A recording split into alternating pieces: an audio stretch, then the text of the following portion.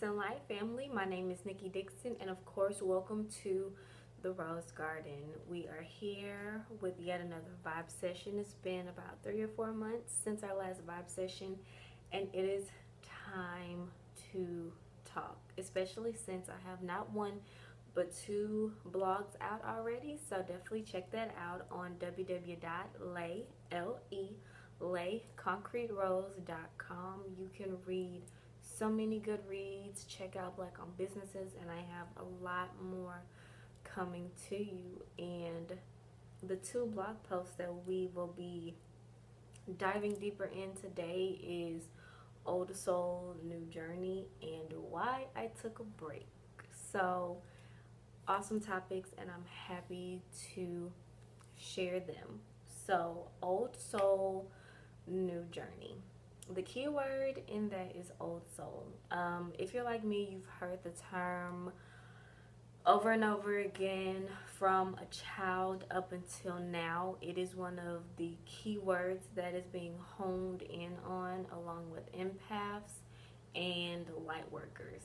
And although we will not be getting into what an empath and a light worker is, if you want to hear more about that, just let me know. Just drop a comment below, and I will be sure to dive deep into that if you guys are interested. So yeah, with an old soul, oftentimes people use the word old soul when they are telling someone that they are very mature or wise beyond their years, and that's normally the context that we hear it as.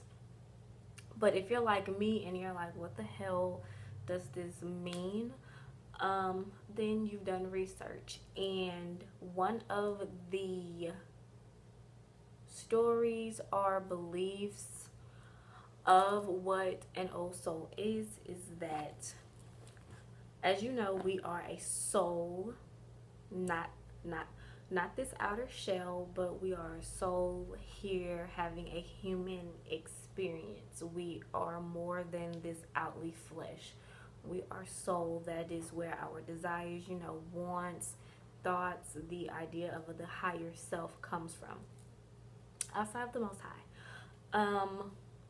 So with an old soul, it is one of the beliefs is that an old soul is someone that has been on this earth, has walked this earth many times as a different being, creature, whatever have you. You have been here before, and you said, you know what, I want to come back again because all of my other friends, the other humans, whoever, whatever, they need to wake up. I want to help push that consciousness forward. I want to be of service.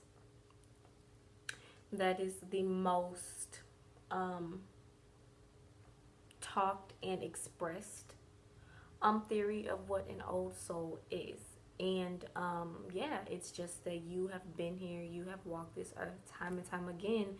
And even when elders will refer to somebody as being an old soul, they always say, it's, girl, it's like you've been here before. Child, it's like you've been here before. Why are you so mature for your age? It's like you have done this all before. And most old souls feel like they have a second chance during this lifetime. So most old souls, they will be very introverted. They will be very humble, not overly humble, but they will be very grateful and humbled by many experiences, because they understand that it's almost like they have a second chance to correct any karmic energy that may have been carried over into this lifetime. And when you talk to an old soul and things of that nature, yes, they are very wise. And it is because many of us, we see experiences and situations as a ultimate life lesson. We see every experience in the context of the bigger picture. We are looking into things with a very fine tool. Like, we want to make sure that we don't miss the lesson that is to be taught. So any experience we have, good or bad, even other people's experiences, we will take that and learn from it and put it in our back pocket to revisit when needed. Sometimes that can be a good or a bad thing, because some people don't know how to find a grip on that, and some people go off of fear of making that same mistake over and over again, fear of making somebody else's experiences. And as an old soul, it is important to find the blessing in every lesson. It is great to understand that we have a second chance, and in that, we should make the most of it. We should be fearless in every effort, but very, very mindful. But some people don't know how to take that, and that's where being overly introverted comes from, because many old souls are introverted. They may be socially awkward, whatever the case may be, but yeah, some are very into themselves, and they don't really want to interact with other people in out of fear of being judged, just for being who they are. However, many old souls, on the other hand, they are very observant, so they can adapt to any situation after they have laid, like kind of laid back in the cut. People watched a little bit, and kind of just felt the room that way. They just know how to handle people on a individual basis, and that is something very awesome about old souls, as well as that they never judge one person off of a group of other people. They give each person their own personal experience and time. They give people a chance. And I'm sure that this may be kind of flowing into an empath, light worker, things of that nature, but the words can be interchangeable, which some people do interchange them, and some people just see that you can be both. It's just based on your personal experience, and that's the only way to put it. Because when you do research on these things, you may hear all of these examples and things said over and over again, and you just grab from those things and then speak from your personal experience, because that's all that I can give is my personal experience and how I apply everything that I learn, and then I just share that experience with other people, just to give them like a little pinpoint, like a reference of where to start, and then explore. But yes, old souls, they are empathetic. That is one of the great things of being an old soul, is that old souls are very empathetic, and it's because they have experienced so much. And being an old soul, sometimes we will pull from experiences that may be from a past life.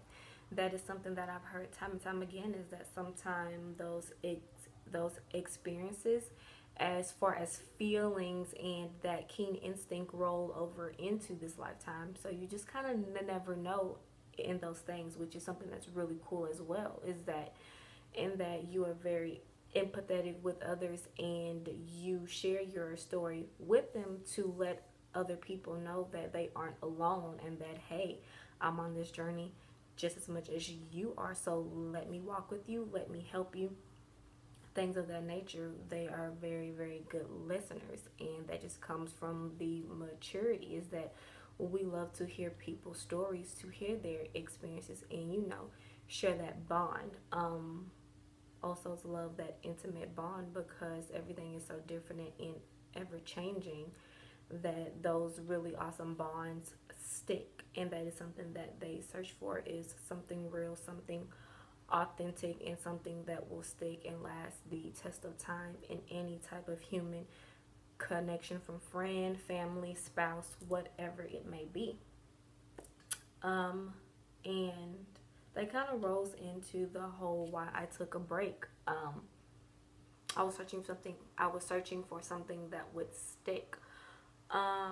Coming from a 9 to 5 and just really trying to do all the things that I love, I felt like I was losing myself. And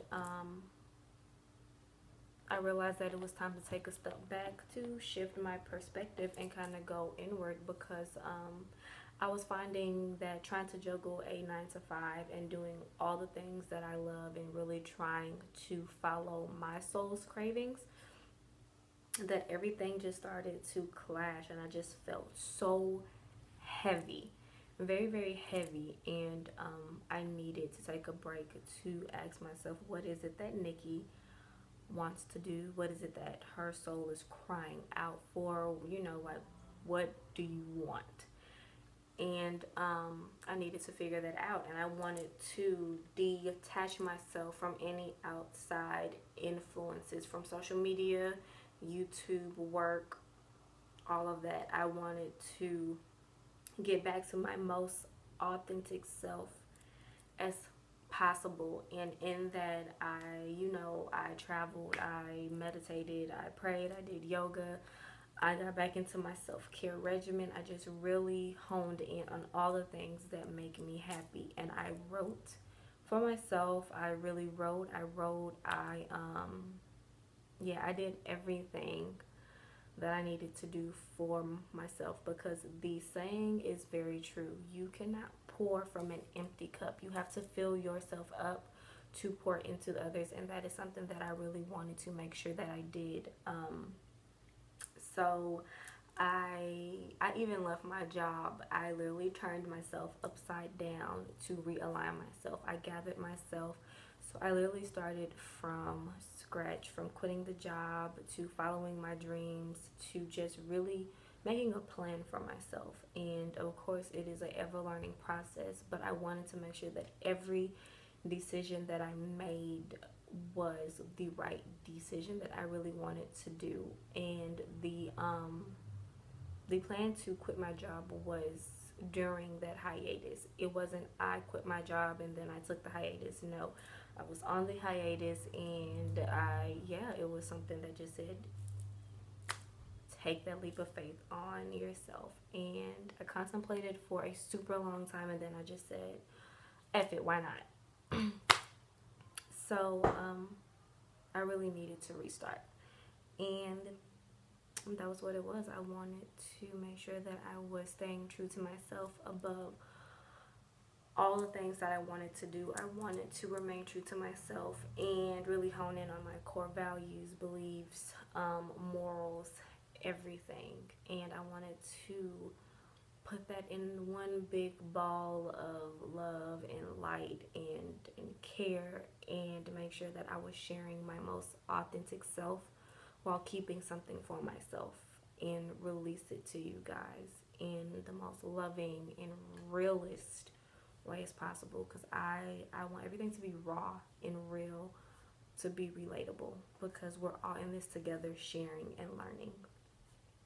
So I hope that answers questions. I hope that was helpful to anybody. And share, like, subscribe, do yoga with me, meditate with me, communicate. I am an open book. I'm an open door. So talk soon, family. Peace and light.